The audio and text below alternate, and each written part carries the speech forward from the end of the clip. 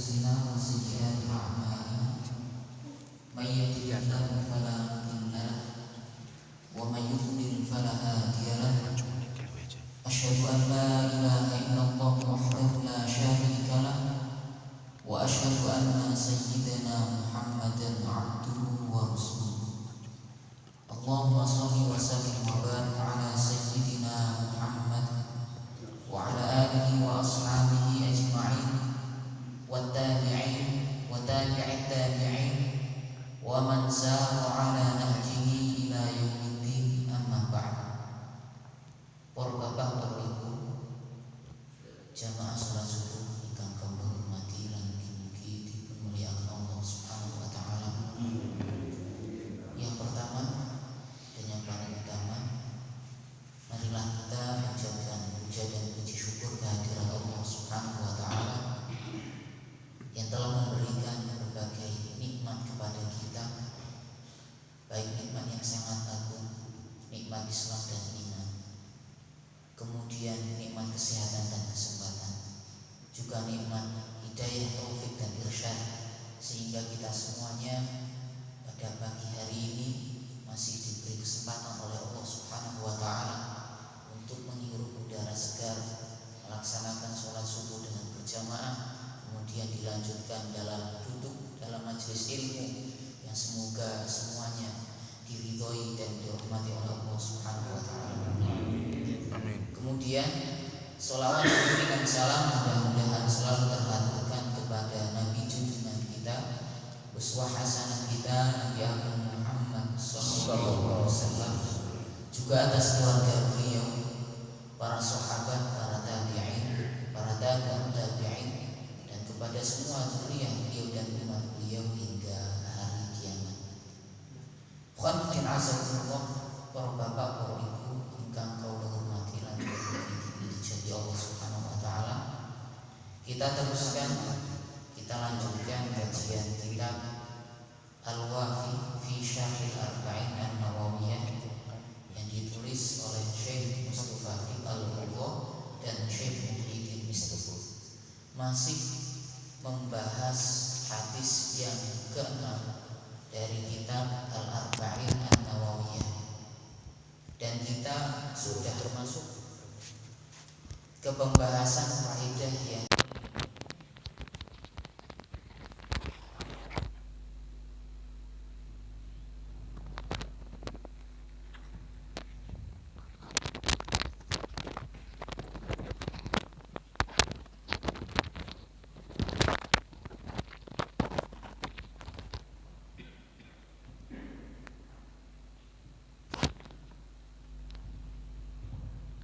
faedah yang kelima.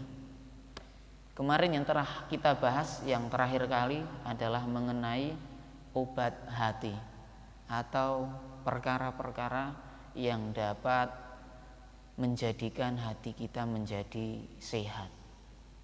Dan itu seperti yang biasa disebutkan dalam nyanyian Tombo Ati. Penulis kitab Al-Wafi menukil perkataan Imam Ibnul Mulaqin Asy-Syafi'i dalam kitabnya Al-Mu'in ala Tafahumil Arba'in, bahwasanya sehatnya hati itu terdapat dalam 5 perkara. Yang pertama, qiraatul Qur'an bitadabbur, dengan membaca Al-Qur'an dan mentadaburinya. Membaca Al-Qur'an dengan penuh pentadaburan, memahami maknanya. Dan kemarin kita sebutkan, kita bahas bersama bahwasanya cara yang terbaik untuk mentadaburi Al-Qur'an adalah dengan membaca salah satu dari kitab tafsir yang ditulis oleh para ulama, supaya pemahaman kita benar sebagaimana yang dipahami oleh para ulama. Tidak cukup kita cuma mau merenungi isi Al-Qur'an, memahami Al-Qur'an dengan mengandalkan Al-Qur'an terjemahan. Takutnya nanti salah paham.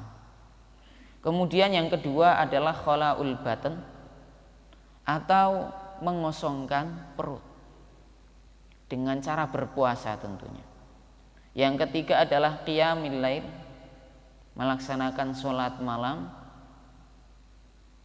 Dan yang keempat adalah tadarru' inda sahar, menghinakan diri di hadapan Allah Subhanahu wa taala pada waktu sahur. Waktu sebelum sholat subuh, banyak berzikir, bersimpuh di hadapan Allah Subhanahu wa taala. Kalau bisa sampai bisa meneteskan air mata ya, supaya hati kita semakin lembut. Dan yang terakhir yang tersebut dalam kitab Al-Mu'in adalah mujalasatus sholihin, duduk bermajlis bersama dengan orang-orang yang soleh. Ini yang disebutkan dalam kitab Al-Mu'in ala tafahumil arba'in. Kemudian yang terakhir, kemarin kita sebutkan bahwasanya penulis kitab Al-Wafi ini menambahkan satu lagi, dan ini yang paling penting. Qultu wa aklul halal. Aku katakan termasuk yang bisa menyebabkan hati menjadi sehat adalah memakan makanan yang halal. Wa huwa ra'suha.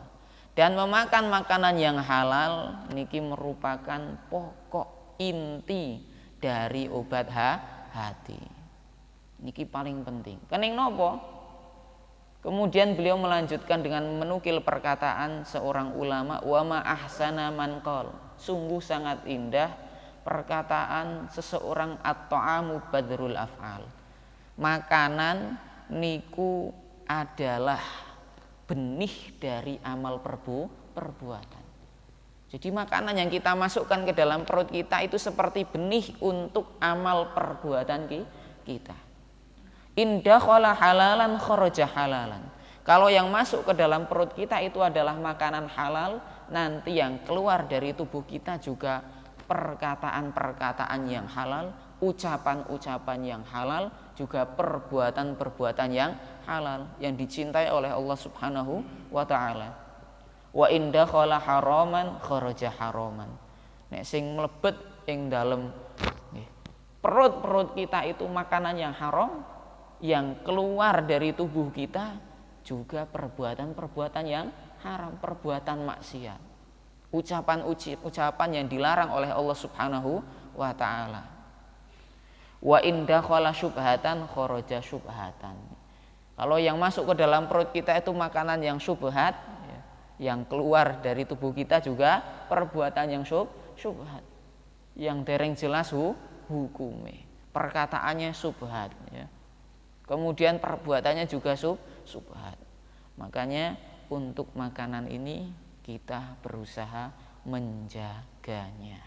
Bahkan doa seseorang tidak akan diterima oleh Allah Subhanahu wa taala, tidak akan diijabai oleh Allah Subhanahu wa taala kalau orang tersebut memakan makanan yang haram. Kedah jagi makanan.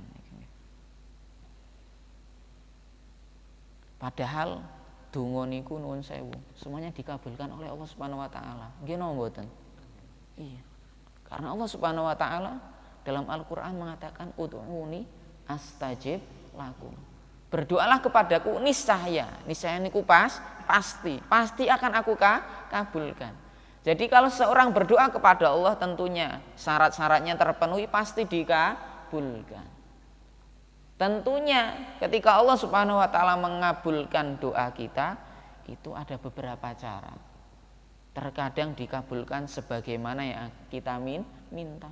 Kita minta sesuatu kemudian Allah langsung mengabulkan sesuai apa yang kita minta.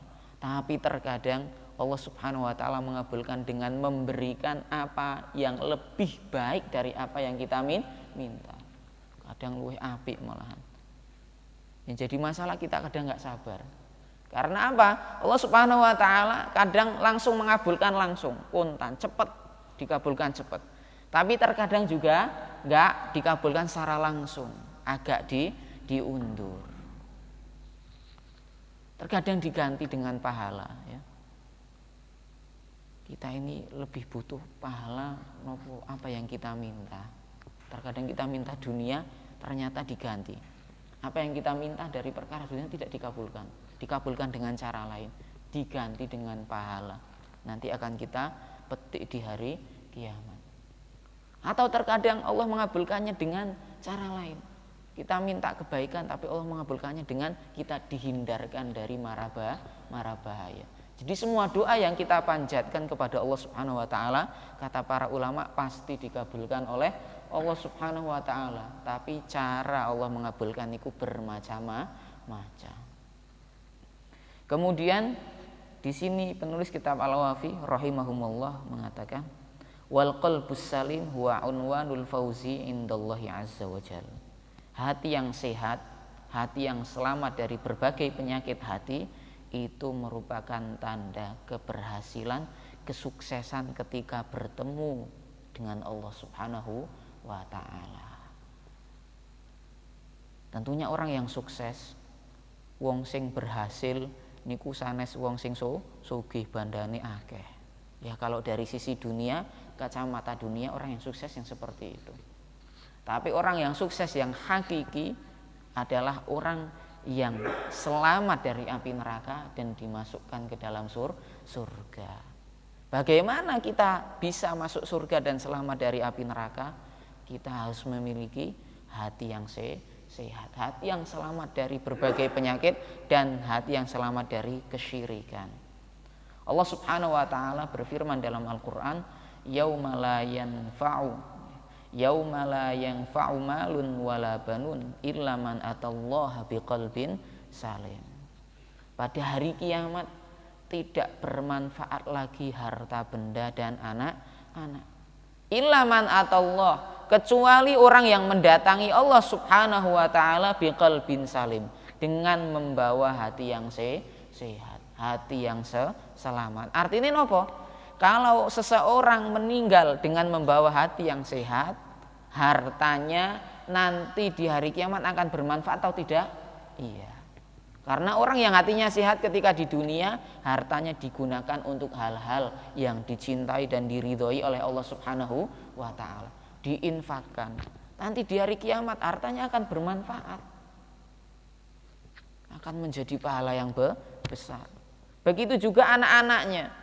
Nek anak tiyang ingkang atine niku resik, sehat, selamat saking penyakit, ya tentunya akan dididik dengan pendidikan yang baik, tarbiyah Islamiyah, sehingga menjadi anak yang soleh, nanti mendoakan orang tuanya, akan bermanfaat apa mboten?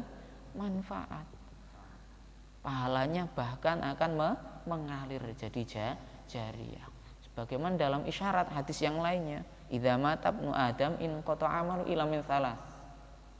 Apabila seorang anak Adam, manusia meninggal, maka amalannya akan terputus, pahalanya. Illa min tsalas, kecuali 3 amalan. Di antaranya adalah waladun sholihun yad'u lahu. Di antaranya adalah anak soleh yang selalu mendoakan orang tuanya. Mugi-mugi kita sedaya diparingi anak ingkang soleh, putra lan putri ingkang soleh lan soleha, supaya bisa menjadi tabungan kita menghitung teng alam akhirat. Kemudian penulis kitab Al-Wafi akan menukilkan riwayat Rasulullah SAW.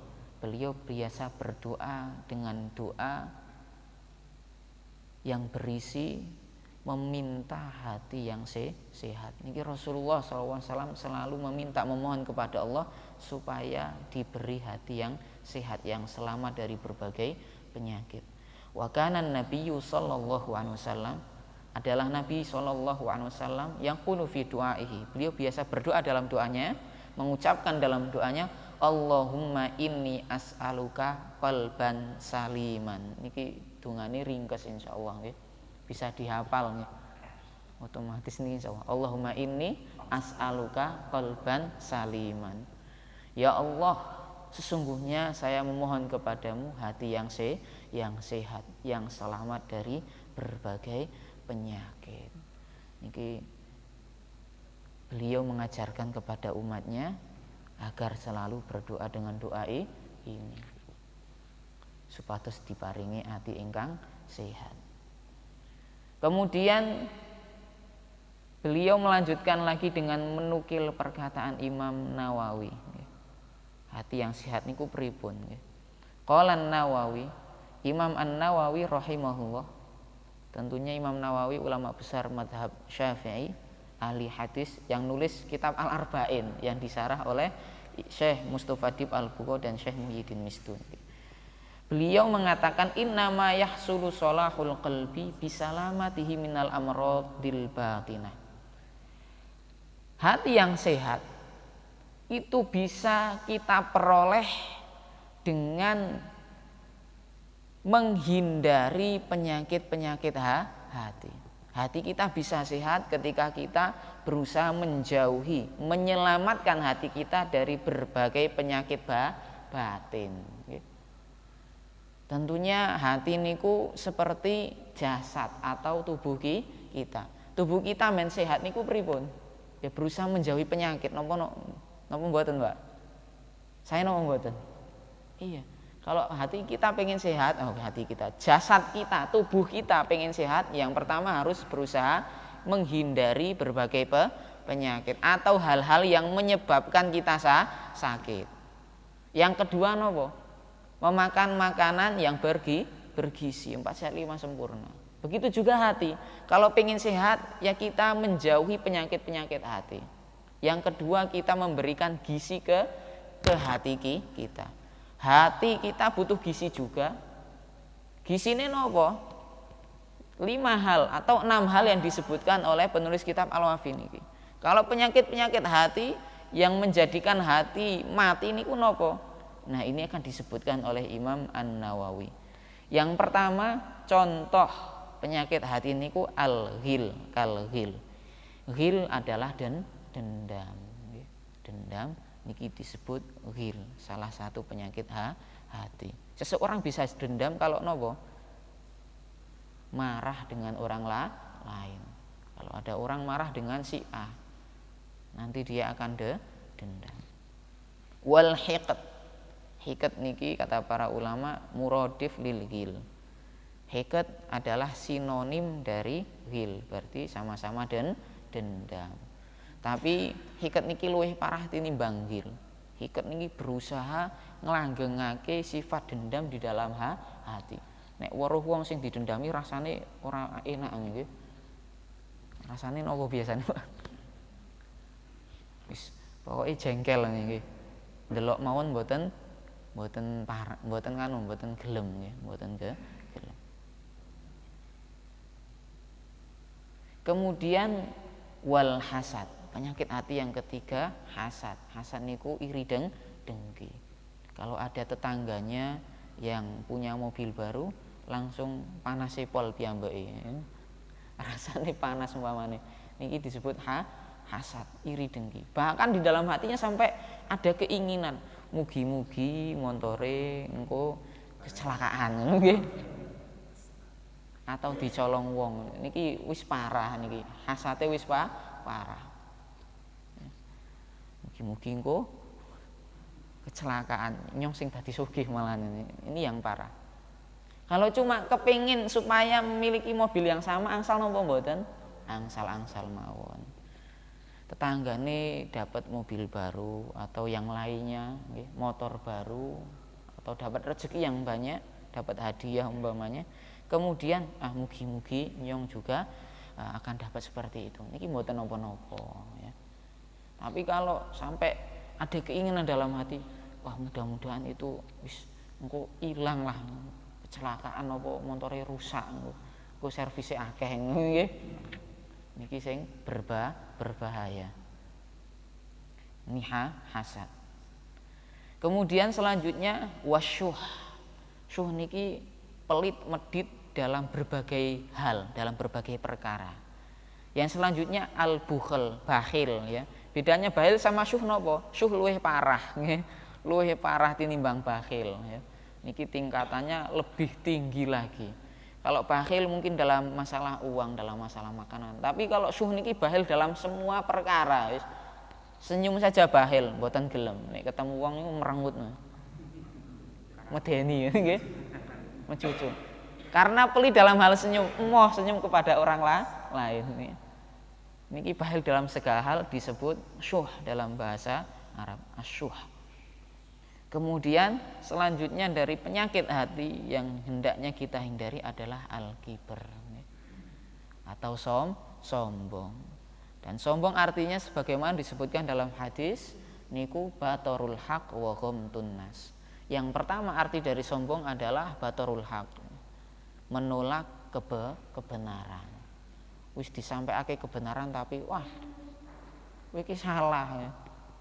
Kamu pahamnya salah, disalahake. Padahal niku sing bener. Ya. Kemudian yang kedua, ghamtun nas, meremehkan orang lain. Ya. Dinasihati dengan kebenaran, malahan dijawab, dikiki siapa sih umpamane? Yang ki presiden, masa malahan menasihatinya.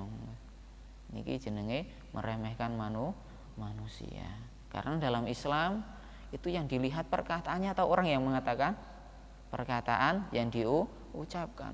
Ungduru ila maqal wa la tanduru ila man qal. Lihatlah apa yang diucapkan, jangan lihat siapa yang mengucapkan. Karena bisa jadi setan itu mengatakan kebaikan. Nek setan mengucapkan menasihati kebaikan, kita terima napa mboten? Nggih. Buktinya dalam hadis ada cerita Abu Hurairah menjaga kurma sedekah, kurma zakat. Nah ini kok setiap hari kurmanya hilang, ada yang hilang, berkurang terus. Akhirnya Abu Hurairah niki mengawasi, yang nyolong itu siapa? Jebulane sing nyolong setan, yang mencuri setan.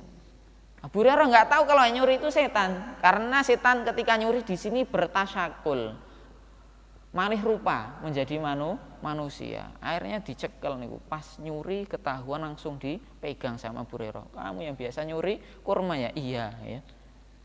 Kemudian ternyata setelah diwawancarai nggih setan.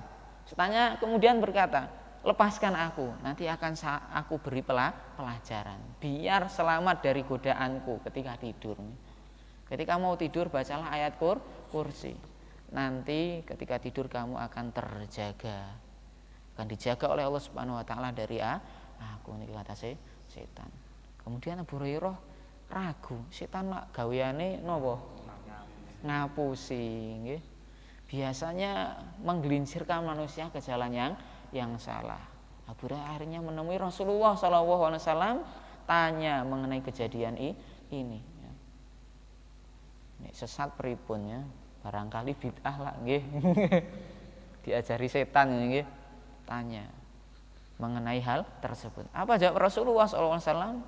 Sodaqaka wa huwa kadzub. Setan pas itu ngomong jujur bener. Meskipun dia sifatnya aslinya pendusta, tukang ngapusi.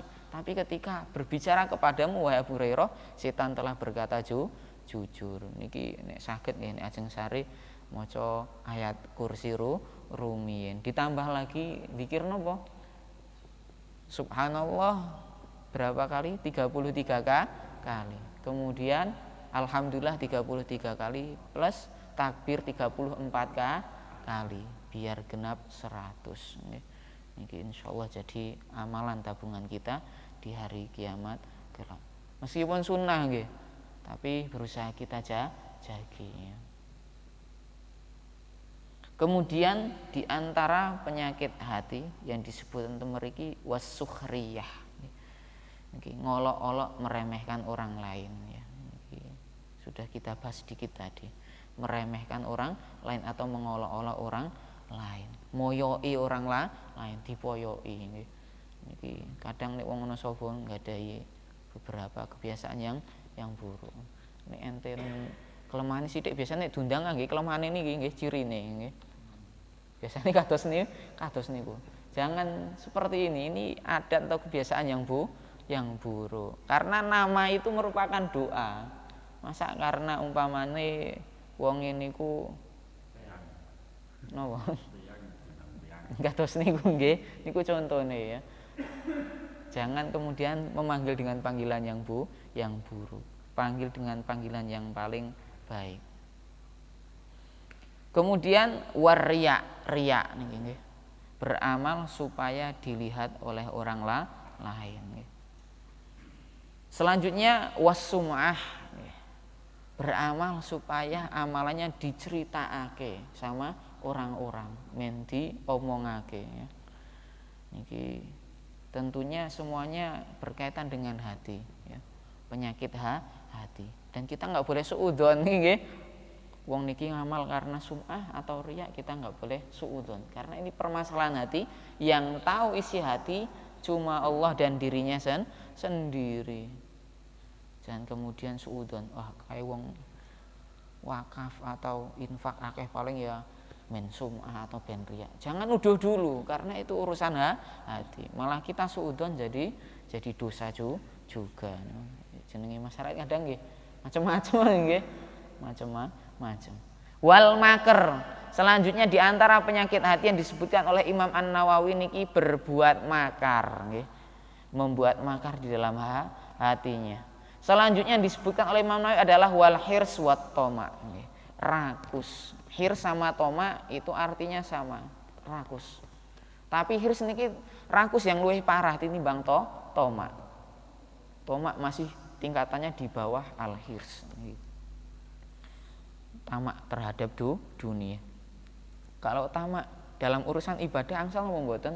Nggih angsal-angsal mawon. Sing mboten angsal niku tamak dalam urusan dunia. Nek ibadah masalah agama yang enggak apa-apa. Justru kita disuruh oleh Allah Subhanahu wa taala kedah berlomba-lomba, fastabiqul khairat. Berlomba-lombalah dalam kebaikan. Makanya kalau dalam amalan baik, ibadah enggak boleh itsar, nggih. Itsar niku napa? Mengutamakan orang lain. Enten kaidah fikih al-itsaru bil ibadati mamnu. Mengutamakan orang lain dalam urusan ibadah itu terlarang dalam agama. Termasuk napa? Itsar dalam urusan shaf awal. Shaf pertama niku lak luwih utami napa mboten? Nggih. Jangan dumehe niku nuwun sewu mertuane kemudian monggo Pak, monggo. Jangan mawon sing ngajeng. Enggak boleh itsar. Harus cepat-cepatan. Meskipun tiang sepai nggih tetap harus berlomba-lomba kalau dalam amal kebaikan. Kalau itsar dalam urusan shaf pripun enggak sampai haram tentunya. Karena berlomba-lomba mendapatkan shaf pertama niku hukumnya sunnah. Maka kalau itsar dalam hal ini hukumnya makruh. Kemudian yang dicontohkan oleh para ulama itsar dalam urusan ibadah niku napa? Itsar dalam hal pakaian untuk nutup aurat umpamane ini nggih jarang sekali terjadi nggih. Cuma nggadahi satu pakaian untuk nutup auratnya, enggak boleh kemudian itsar diberikan kepada orang lain. Niki piyambake mboten ngangge dodon niki mboten angsal. Niki haram nggih. Haram. Terus itsar dalam hal masalah air untuk thaharah, untuk bersuci ini juga enggak boleh. Karena syarat sholat itu harus thaharah, suci. Bersuci aslinya pakai air untuk mandi maupun untuk wudu. Kalau punya air sedikit enggak boleh kemudian dikasihkan kepada orang lain. Harus dirinya yang wudu, orang lain tayamum monggo. Enggak boleh kemudian malah niki monggo nggih jenengan kula tak tayamum. Tayamumnya berarti enggak sah. Karena kasihkan. Aslinya punya ya. Itsar dalam hal air untuk sesuci niku mamnu juga, tidak diperbolehkan. Niki mumpung rame nggih. Umpamane nembela itsar dalam hal urusan shaf depan mboten angsal makruh. Sedangkan dalam masalah fikih niku terkenal ada permasalahan. Nek salat piyambak nggih di shaf cuma satu orang asal napa mboten sudah pernah kaji. Pun nanti kita kaji. Boleh napa mboten nggih? Shafnya sudah penuh. Kemudian kita berdiri sendiri di shaf belakang salat piyambak. Angsal napa mboten? Kalau dalam mazhab Hambali niku mboten angsal dan salatnya batal. Niki kalau dalam mazhab Hambali. Kalau dalam mazhab Syafi'i makruh ya. Meskipun dalam mazhab lain boleh-boleh saja. Tapi kalau dalam mazhab Syafi'i makruh. Jadi kalau salat kok shafnya sendiri ya, itu narik depannya satu ditarik. Ya. Men ngancani ya. Tidak sendiri. Karena kalau dalam mazhab Syafi'i niku hukumnya makruh. Nah, niki lah nggak boleh itsar dalam urusan shaf. Nah niki malah ditarik sunahe napa? Mundur napa malahan nglawan? Nek sing mboten paham ditarik engko malahan nampel. Iki wong ajak gelut napa-napa nggih. Bikin salat khusuk-usuke malah ditarik saking wingking niku nggih. Padahal niate men ngancani ya. Kalau napa purun maka sunah niki nggih. Kalau enggak ya makruh juga yang depannya. Nah niki padahal tadi suruh cepet-cepetan dapat depan, niki kalau ditarik kok malahan sunahnya ke belakang. Pahala softnya berkurang enggak? Ya nggih kurang, mboten napa-napa. Tapi pikantuk pahala wa ta'awanu 'alal birri wa taqwa nggih. Tolong menolong dalam perbuatan kebaikan dan takwa. Kalau mau mundur berarti nolong napa mboten? Menolong saudaranya. Terus niki nggih wis diganti dengan pahala yang lain oleh Allah Subhanahu wa taala. Selanjutnya wa adamur ridho bil makdur niki nggih. Tidak ridho dengan apa yang ditakdirkan oleh Allah Subhanahu wa taala. Meskipun itu takdir dari Allah Subhanahu wa taala sangat pahit, maka kita harus ridho nggih. Menerima nggih. Tentunya takdir yang pahit minimal kita sabar. Sabar niki wajib nggih. Kemudian bisa ridho niki tingkatan selanjutnya. Yang paling tinggi niku syukur. Kalau bisa syukur niki masya Allah. Meskipun pahit takdirnya mungkin naudzubillah min dzalik hartanya habis semuanya nggih. Karena mungkin kebakaran atau yang lainnya. Atau ada yang hilang karena dicuri ya. Atau ada keluarga yang dicintai meninggal nggih. Atau ditakdirkan oleh Allah Subhanahu wa taala nggih mboten diparingi keturunan atau yang lainnya ya. Ini kalau enggak ridho maka termasuk dari penyakit hati juga dan hendaknya kita berusaha menjauhi penyakit hati ini. Tentunya penyakit hati yang disebutkan oleh Imam An-Nawawi niki luwih kathah ya dibandingkan yang disebutkan oleh Hadratus Syekh Haji Ahmad Rifai karena yang disebutkan oleh beliau di kitab-kitab beliau niku intine nggih atau yang pokoknya sing paling berbahaya nggih, yang paling berbahaya. Kemudian penulis kitab Al-Wafi teng mriki menukil perkataan Imam Ibnu Rajab Al-Hambali. Beliau seorang ulama besar mazhab Hambali yang mensyarah kitab Al-Arba'in An-Nawawiyah juga pernah berkata, Al-qalbus salim huwa salim minal afati wal makruhati kulliha. Yang disebut hati yang sehat adalah hati yang selamat dari berbagai penyakit hati dan juga hati yang selamat dari berbagai sifat-sifat yang tercela, yang tidak disukai, sifat-sifat hati yang dibenci oleh orang-orang. Niki hati yang selamat, hati yang sehat. Wa huwal qalbul ladzi laisa fi siwa mahabbatillahi wa khasyatihi. Jadi hati yang sehat yang selamat niku tegese hati yang di dalamnya tidak terdapat sesuatu apapun kecuali nggih mencintai Allah dan takut kepada Allah Subhanahu wa taala. Engel napa mboten, Pak? Insyaallah mboten nggih. Karena kebanyakan orang isine atine mboten namung cinta kepada Allah dan takut kepada Allah, tapi enten diselipi cinta bandal nggih. Ada ya. Buktine napa? Buktine nek wektune adzan tetep ingin ngurusi dunyane nggih. Kalau cinta Allah, maka apa yang diperbuat oleh salaf hendaknya dia lakukan. Salafus saleh niki pekerjaane nggih nuwun sewu niki teng riwayat pandai niki nggih pandai besi niki saking saleh ketika adzan berkumandang langsung pendeli digigalake. Kalau kita nggak mungkin seperti ini nggih nanggung kondisi lah nggih. Niki kalau zaman salaf niku pas adzan kumandang langsung pendeli niku ditaruh langsung pergi ke masjid. Ya tentunya ya bersih-bersih dulu. Masa ajeng sholat mampu keringet melas sisian nggih. Sampingnya kasihan. Langsung bersih-bersih dan mandi langsung sholat jamaah. Karena salafus saleh niku nggih wis imane atine resike wis tingkate dhuwur nggih. Tingkate dhuwur niki para salafus saleh. Ada yang sakit parah tetap berusaha ke masjid. Kalau kita mesti mengambil udzur lah. Pasti mengambil udzur. Sakit mboten napa-napa, mboten salat ke masjid, mboten napa-napa, ngambil udzur. Kemudian ketika hujan deras nggih niki udzur juga angsal mboten salat teng griya angsal. Makanya ketika azan pas waktu hujan deras niku enten tambahane. Kalau ditambah seperti ini bisa jadi rame teng masyarakat nggih. Karena nanti di adzan juga ditambahi shollu fi rihalikum nggih. Shollu fi rihalikum ditambahi kados niki nggih. Niki enggak pernah diamalkan nggih. Kalau diamalkan juga kayaknya kagok nggih. Asing.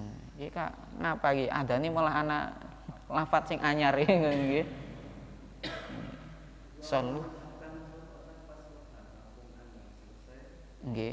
Niki ada perbedaan pendapat di kalangan ulama. Ada yang berpendapat setelah adzan selesai, ada yang berpendapat setelah hayya 'alal falah. Niki baru shollu fi rihalikum atau shollu 'ala rihal.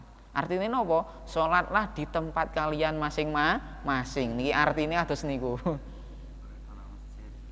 Nek sing teng masjid, yang salat teng masjid. Nek sing tesih teng griya nggih monggo salat teng griya. Angsal nggih.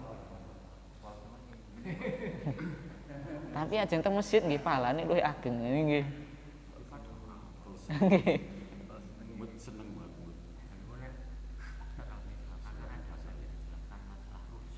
Nggih, terus. Apakah derajat keimanan itu tergantung juga keseringan mengambil rukhsah atau udzur? Artinya mengambil rukhsah itu menunjukkan dia sebenarnya ketaatannya kurang atau memang bahwa memang sudah ada rukhsah kok tidak diambil itu. Nggih. Sebenarnya Tatabu'ur rukhas atau mengambil rukhsah yang disebutkan para ulama ini menunjukkan imannya bermasalah. Dikatakan para ulama kados niku.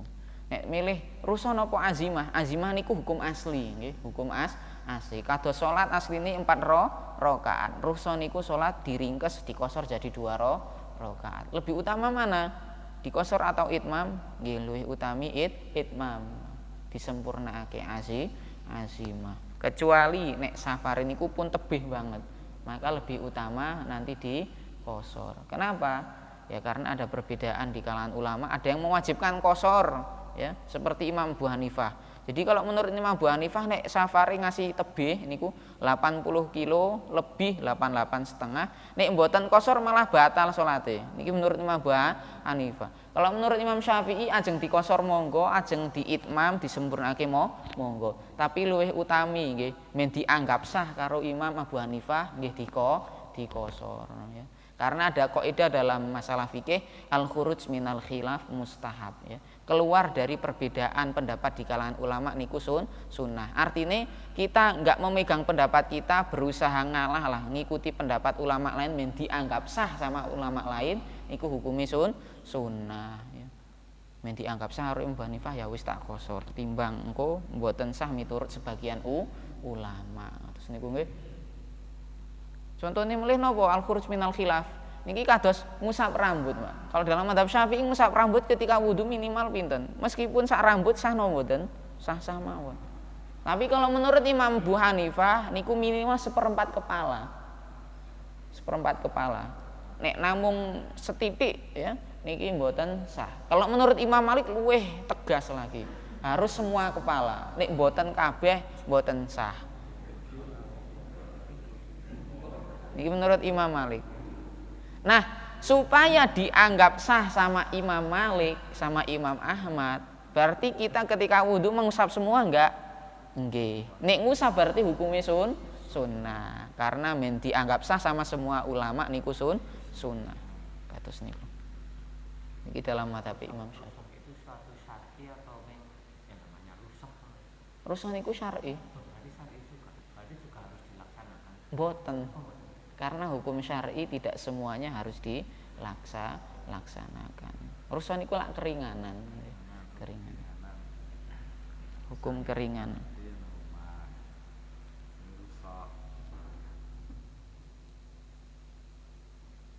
Wallahu a'lam bishawab niki.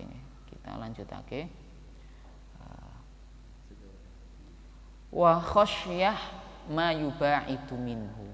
Kemudian di samping isinya itu cinta kepada Allah, kemudian takut kepada Allah, di dalam hatinya juga ada rasa khawatir, takut dari hal-hal yang bisa menjauhkan dirinya dari Allah Subhanahu wa taala.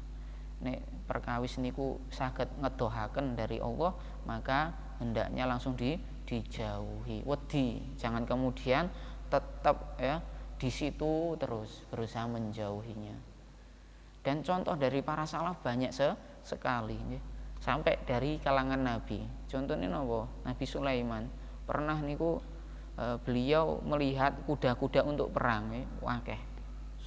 Sangat banyak sekali. Kudanya untuk jihad. Apik nopo mboten?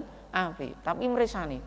Ketika beliau melihat kuda-kudanya yang bagus-bagus itu sampai melalaikan beliau dari ibadah nggih. Saking sholat sampai keluar waktunya. Tentunya sholatnya di masa Nabi Sulaiman beda dengan sholatnya di umat Nabi Muhammad SAW. Ini sampai lewat waktunya. Apa yang dilakukan oleh beliau? Kuda-kudanya semuanya dikorbankan, disembelih. Karena bisa melalaikan, menjauhkan diri dari Allah. Makanya langsung disembelih. Ada juga seorang sahabat. Kalau kesupen mboten Umar bin Khattab niku putrane. Abdullah bin Umar berarti nggih.